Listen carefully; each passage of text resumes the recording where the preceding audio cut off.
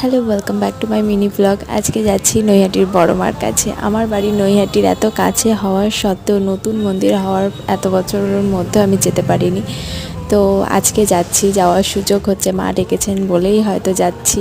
কারণ আমি এটা খুব বেশিভাবে বিশ্বাস করি যে ভগবান না ডাকলে তার কাছে যাওয়া সম্ভব নয়।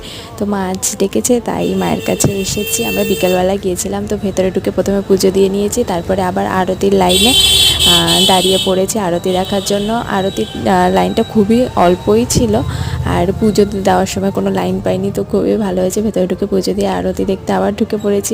আগের বড়মার মন্দির আমি অনেকবারই আরতি দেখেছি, বাট নতুন এই মন্দির আমি ফার্স্ট টাইম দেখছি। ভীষণ সুন্দর আরতি হয়েছে, আর মানে এতটাই পজিটিভ ফিল হচ্ছিল যে কি বলবো। তারপর আরতি দেখে আমরা চলে গিয়েছিলাম নৈহাটির গঙ্গার পাড়ে, ওখানে কিছুক্ষণ দাঁড়িয়ে টাইম স্পেন্ড করলাম। তারপর তাড়াতাড়ি চটপট বাড়ি চলে আসি। দেখা হচ্ছে তোমাদের সাথে অন্য ব্লগে।